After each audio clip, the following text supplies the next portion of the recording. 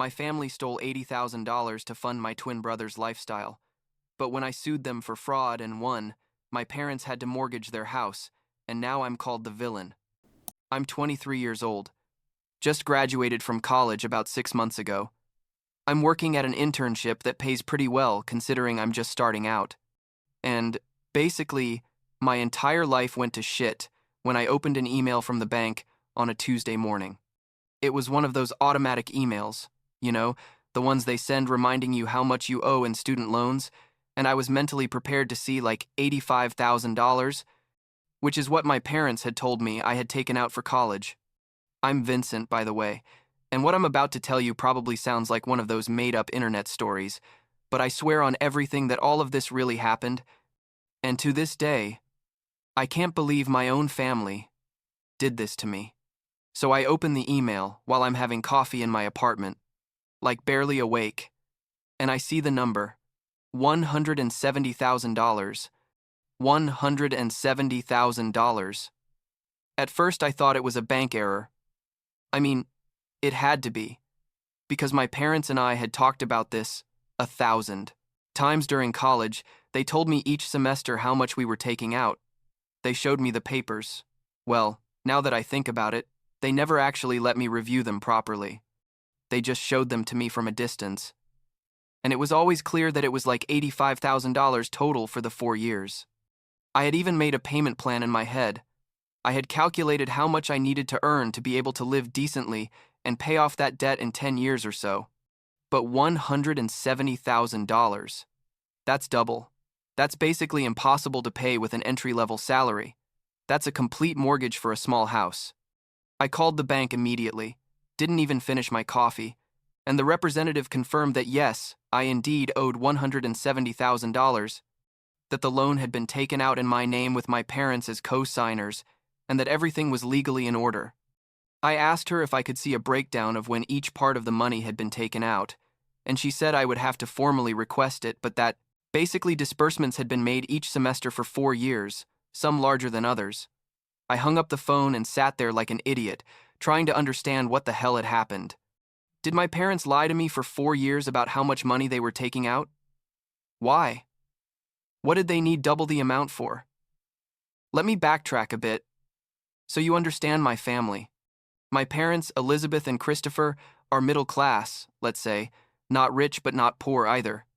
My dad works in administration for a medium-sized company. My mom is a nurse. They have their house paid off, 2 decent cars. They live comfortably. I have a twin brother, Gavin, and this is where things get complicated.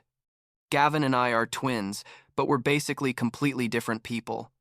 I was always the responsible son, the one who got good grades, the one who went to college, the one who had plans for the future.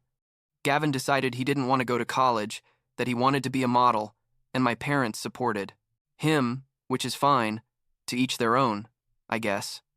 The problem is that my parents have always, and when I say always, I mean always, favored Gavin. Since we were kids, it was obvious. If Gavin wanted something, he got it. If I wanted something, I had to work for it. When Gavin failed his senior year of high school, my parents got him a super expensive private tutor. When I needed help with math, they told me to go to the free tutoring at school. When Gavin turned 18 and wanted a car, they bought him a used BMW. When I turned 18, they gave me $500 and told me to save up for my own car. You get the dynamic. And I accepted it. I don't know. I thought maybe it was because Gavin needed more help, or because I was more independent, or some excuse I told myself, so I wouldn't feel bad. So that Tuesday when I discovered the $170,000 thing, I waited until like 6 p.m., when I knew my parents would be home after work, and I called them. My mom answered, all cheerful, "Hi, honey, how are you?" And I directly told her, "Mom, I need you to explain to me why I owe $170,000 in student loans when you told me it was $85,000. Silence. A long, uncomfortable silence. Then I hear her tell my dad, "It's Vincent. He's asking about the loans," and my dad takes the phone. He tells me, "Son, we need to talk about this in person." And I tell him, "No, we're going to talk right now. Explain to me what happened with that money." My dad sighs. That kind of sigh, comes before a confession and tells me, "Look, Vincent, we took out the full loan because we needed it. Your college cost what it cost, but there were also other expenses, and we as a family had needs." I asked him what kind of needs justify taking out an extra $85,000 in my name without telling me. And that's when he dropped the bomb. He told me they had given money to Gavin for his modeling career so he could go to castings in other cities, so he could pay for professional photo sessions, so he could, and I quote verbatim, have the same opportunity you had with college. I couldn't believe it. I literally couldn't process what I was hearing. I asked him how much they had given Gavin, and after a lot of begging and basically yelling at him over the phone, my dad admitted it was like $80,000. $80,000.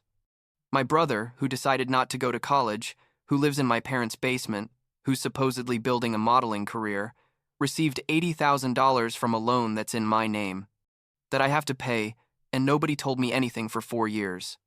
My mom took the phone at that point, crying, obviously, because that's her tactic every time you confront her with something, and told me she was very sorry, but they had to be fair to both sons, that they couldn't give me everything and nothing to Gavin, that as a family they had to support each other. I hung up the phone. I didn't even say goodbye. I just hung up. I sat on the floor of my apartment, this shitty one-bedroom apartment I can barely afford on my internship salary, and I cried. I cried from rage. I cried from frustration. I cried because I had just realized that my own parents robbed me. Because that's what it is, right? Fraud. They took out a loan in my name. They lied to me about the amount. They used half the money to benefit my brother, and now I have to pay for everything. It's me who has to live the next 20 years of my life, paying off this debt that I didn't even fully use. That night I didn't sleep. I spent hours researching online about student loan laws, about financial fraud, about what I could legally do. The next morning I called my work and said I was sick. Got in my car, a 2008 Toyota I bought myself, by the way, and drove 2 hours to my parents' house. I knocked on the door and my mom opened it, with red eyes from crying, and let me in without saying anything. My dad was in the living room. Gavin was also there, sprawled on the couch looking at his phone like nothing was wrong. I told them to sit down because we were going to have a serious conversation. My dad immediately got defensive, saying they didn't have to explain anything to me, that they're my parents and they made the decisions they thought were right, that Gavin needed that money as much as I needed college. I asked Gavin directly, in front of everyone, what he spent the $80,000 on. Gavin, without a shred of shame, tells me he paid for his photo sessions, like $10,000, that he bought clothes and accessories for castings, another chunk, that he traveled to New York, Los Angeles, and Miami for meetings with agencies, several thousand more, and that the rest, and this is what hurt the most, he spent partying, treating his friends to trips, basically living like he was rich for 2 years. I asked him if he thought it was fair that I had to pay for his vacations and parties. He looked at me like I was the crazy one and told me, "Bro, it's not my fault that mom and dad took out the loan in your name. I just accepted the money they offered me. Anyone would have done the same." My mom started crying again, saying she didn't want us to fight, that we're family, that we had to forgive each other and move forward. I told her there was nothing to forgive because I didn't do anything wrong, that the ones who needed to ask for forgiveness were them, and that besides forgiveness, they needed to give me back the $80,000 they gave Gavin. My dad got up from the couch, red with rage, and yelled at me that he didn't owe me anything, that they had spent money on me my whole life, that college was expensive and they supported me, that I was ungrateful. I reminded him that college cost exactly $85,000, that money was included in the loan, that the other $85,000 was completely separate and had nothing to do with me. My mom said that technically, the extra $85,000 was used to help the whole family, not just Gavin, that there were house expenses, repairs, a family trip, which I, by the way, I couldn't go on because I was at a summer internship, but they and Gavin did go to Europe, 2 weeks, all paid for. I told them they had 2 options. First option, they paid me back the $80,000 they gave Gavin within a reasonable time frame. We made a payment plan, put it in writing, and I wouldn't take legal action. Second option. I sued for fraud, and they would probably lose much more than $80,000 on lawyers and the lawsuit itself. My dad told me I wouldn't dare sue my own family, that would make me a monster, that no son would do that. I responded that no parent would steal their son's identity to take out a loan and give it to their other son. But here we were. I gave them 2 weeks to think about it and left the house. Gavin didn't even say goodbye, stayed on his phone. My mom followed me to the door crying, telling me I was killing her with this, that her blood pressure was sky high, to please not destroy the family. I told her they destroyed the family when they decided to commit fraud against me, not me when I discovered them. I drove back to my apartment feeling exhausted, empty, like I had run a marathon. 12 days passed without them contacting me. On day 13, my dad called me and said they had talked, that they were willing to pay me but couldn't give me everything at once, that they needed to make monthly payments. I asked him what we were talking about, and he said they could give me $1,000 a month. I did the math in my head. $80,000 divided by $1,000 is 80 months, almost 7 years. I told him no. That was ridiculous. That I was paying interest on that debt every month, that I couldn't wait 7 years. After a lot of negotiating, we agreed on $2,500 a month, which meant 32 months, almost 3 years, but it was better than nothing. I drafted a contract myself, looked for templates online, printed it, went to my parents' house, and the 3 of us signed it. With witnesses, a neighbor of theirs who had no idea what was happening but agreed to sign. My parents looked defeated, angry, resentful. My mom wouldn't stop saying she couldn't believe things had come to this, that her own family was signing contracts like they were strangers. I told her it was their fault for lying to me for 4 years, not mine for wanting justice. The first 3 months, they complied. $2,500 each month arrived on time to my account. I started to feel a bit of relief. I thought maybe things would work out, that we could eventually have some kind of relationship again. Not like before, obviously, but something. In the 4th month, the payment came late, like 2 weeks late. I called them, and my dad said they had had an unexpected expense with the car, but that next month, they would catch up. The 5th month's payment never came. I called them, texted them, went to their house, nothing. They were completely ignoring me. Gavin blocked me on all his social media. My parents didn't answer my calls. I waited 2 more months, trying to contact them, basically begging them to at least talk to me, to explain what was happening. Total silence. It was at that point that I made the decision to sue them. I hired a lawyer, one specialized in financial fraud and family cases, showed him all the documents, the emails from the bank, the contract we had signed, everything.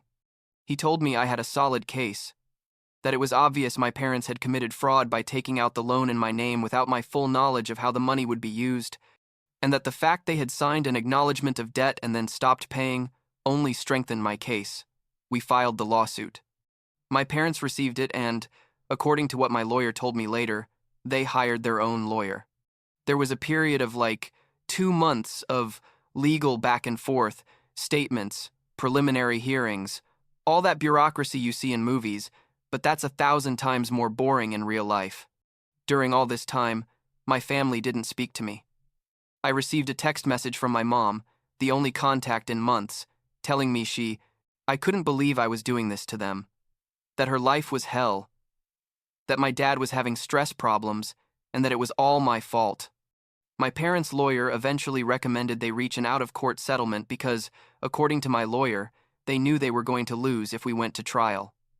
The evidence was too clear. So they proposed a settlement. They would pay me the full $80,000 plus the $7,500 they already owed me from the 3 payments they made, plus my lawyer fees, which were like $8,000, all in a lump sum by taking out a loan with the house as collateral. I accepted. Not because I wanted more money from them, but because I wanted to end this once and for all. The money arrived in my account 3 weeks after signing the agreement. $95,500. I used all of it to pay off the $80,000 debt that wasn't mine. Paid back what I spent on the lawyer and had like $7,500 left over that I put into savings. For the first time in months, I felt like I could breathe. My debt went down from $170,000 to $90,000, which was still a lot, but it was what I had originally expected. It was manageable, with my salary. That was like 6 months ago.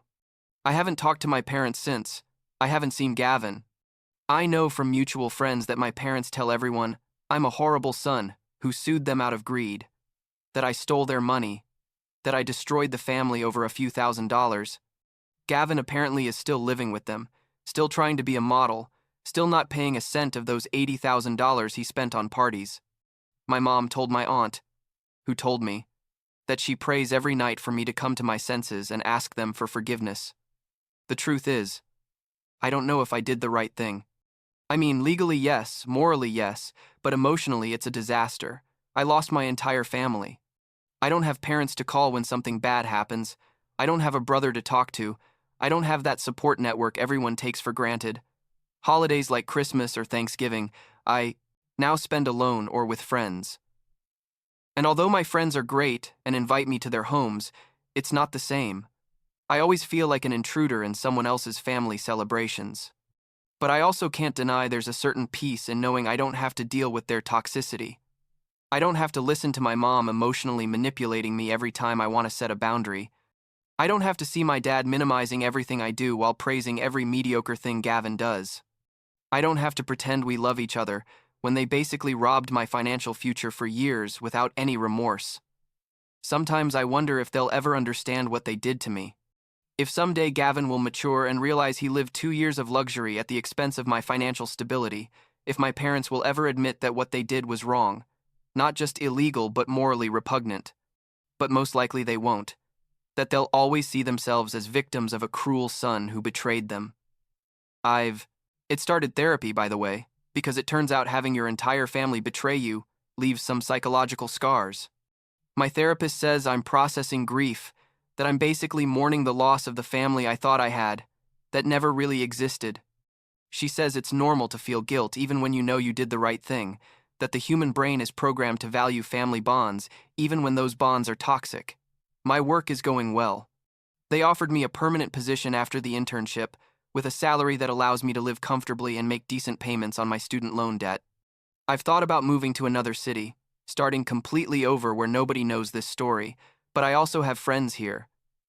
I have my life built, and I don't see why I should be the one who has to run away when they're the ones who committed fraud. Last week, I saw Gavin at a mall. He was with some friends, laughing, taking selfies, living his life like nothing had happened. He saw me, too. I know he saw me. We made eye contact for a second, and then he turned and kept walking like I didn't exist. I don't know what I expected. An apology? Remorse? Some sign that he cares about what happened? But there was nothing. Absolutely nothing. And that, I guess, tells me everything I need to know about who my brother really is.